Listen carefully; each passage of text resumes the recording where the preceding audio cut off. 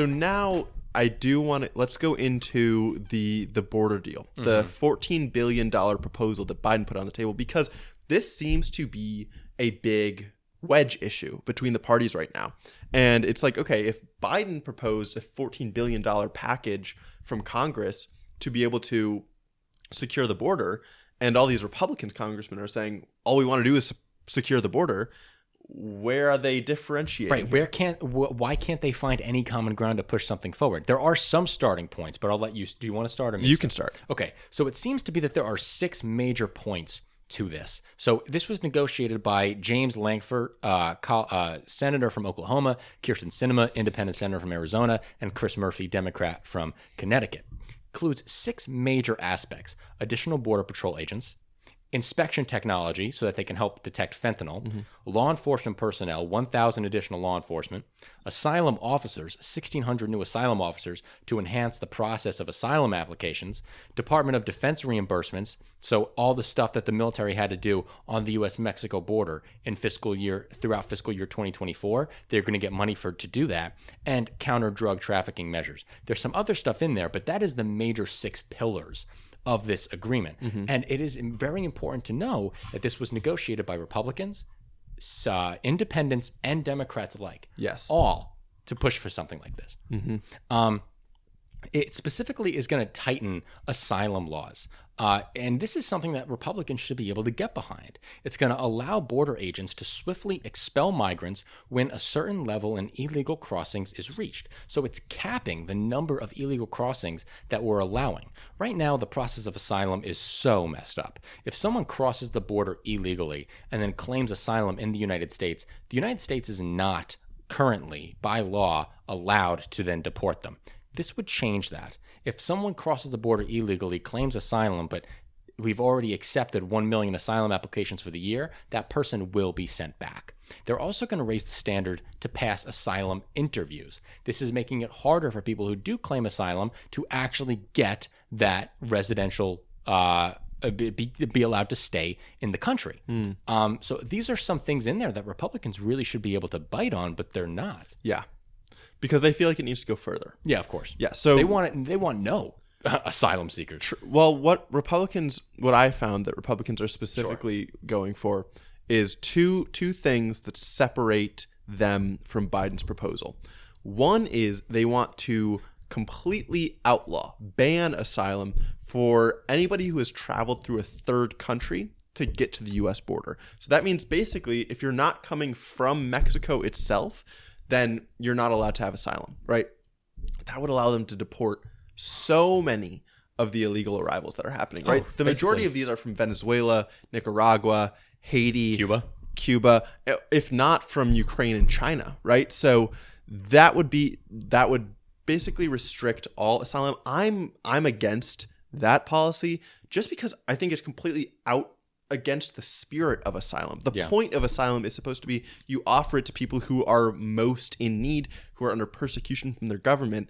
It shouldn't matter to us based on that spirit of the law whether they've crossed through another country. That just doesn't really make any sense to me. I totally agree with you. The other point that does make more sense to me, that I honestly would be fine with Biden compromising on, is to only allow asylum seekers to come through legal ports of entry. I do think that is absolutely fair. Yeah. As long as they make it easy. As long as they make it extremely easy for the legal points of entry. Sure. Then yeah. If you want to beef up the interviews, if you want to put more officers on, if you want to make the Border Patrol more secure, if you want to say asylum only through port of entry, I think that is beneficial to everybody. I think it's beneficial because I also think this would be a great opportunity for Democrats to shift the Overton window. Yes. We talk about the benefits of immigration. We have espoused those benefits so many times on this show. We have a deep dive on it.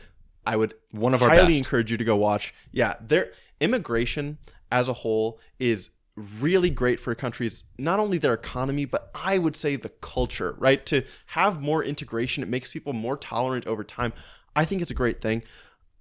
And if we can get to a point where we appease Republicans on this, right, where we're saying, look, we are trying to do something on the border. We do want security there. We want to be able to know and control who comes through.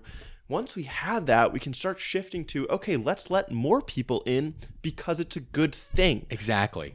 And then there's another part to this where Democrats are really fighting to allow certain migrants get work permits expedited so that right after they have their preliminary asylum interviews, they're allowed to start going to work. Yes. And this is exactly what we want to see. We don't want to have migrants in this country that are forced to live off local government's dimes. We don't want that. Local communities across the country, Democrat, Republican, nobody wants that. But we also know that if you poll the American people, they want to increase border funding and secure the border, and they don't want to deport any illegal immigrant who currently has a job. And they want to let more legal immigrants in. So let's give them that. Exactly. Let's give them that. Let's give all of the business owners who are lacking on labor in industries like construction and agriculture, let's let them have more of a workforce that they can draw from, right? Because those industries are disproportionately filled by immigrant workers a lot of the time. This can fix so many problems at the same time, as long as we realize that immigration, when done correctly, is a great, extremely helpful thing for the country. Now, a couple weeks ago, we talked about a problem that Canada was having with its immigrants, and that its housing shortage was being exacerbated because of all the immigrants it is encouraged to come in. And so what we've also talked about on the show, which is a huge general progressive liberal talking point, is the need for more housing. Absolutely. Right? And so there are several measures that we can take to get us there. The first deep dive we ever did was on zoning reform. Encourage you guys to check that out. There's a ton of information on the local regulations and requirements that we can loosen up to allow for more housing production.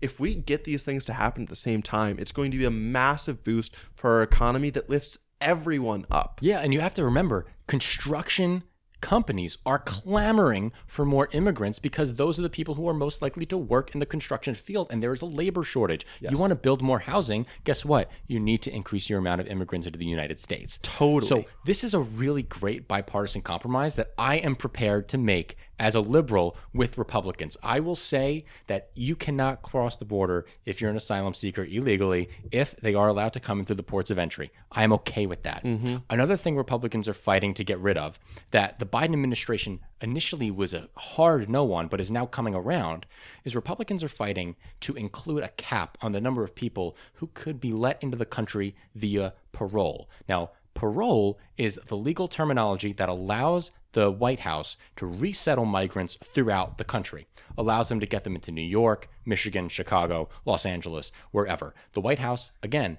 previously was opposed to this, but is now coming around, and I agree with this. I think if we can make a good asylum process of people coming through the ports of entry with good amount of officers, with an expedited and with a different interview process that people can get jobs right away, this is the way to do it. Okay. I would prefer for parole to stay, but I'm not married to it. Exactly. Like, I'm okay with getting rid of it for now if it means that we can make progress on this issue and that people can start to think that the border crisis isn't so much of a crisis. Right.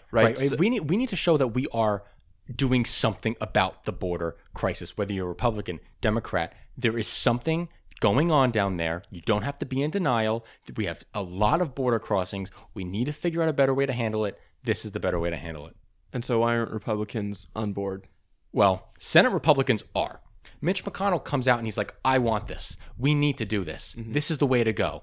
Well, House Republicans are not on board, and here is why. This is Representative Troy Nehls, who is a Texas Republican on the border, a border state who's supposed to care so much about border security. This is his quote. Let me tell you, I'm not willing to do a damn thing right now that will help a Democrat and help Joe Biden's approval rating. I will not help the Democrats try to improve this man's dismal approval ratings. I'm not going to do it. Why would I? What a nightmare of a fucking country we live in. And I'm going to caveat, because that is one anecdote, that is one representative. But that's exactly why I would expect that Republicans across the board are opposed to Biden's proposal. For context, Biden proposed this, I think it was October 25th. Yes. That means it's been about 2.5 months that his proposal has been on the table for Congress, and they have actively not taken it up. Okay?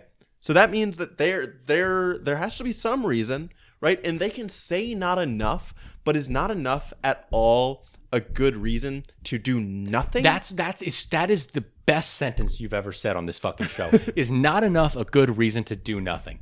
No, it's not a good enough reason. This is something. It benefits the liberals on some avenues. It benefits Republicans on others. This limits illegal immigration while increasing legal immigration. That's what we want. Yes. And Republicans aren't giving it to you, the American people who want it. Republicans are denying that to you for political partisan gain on their behalf. Yep. And you should be furious from that, like I am.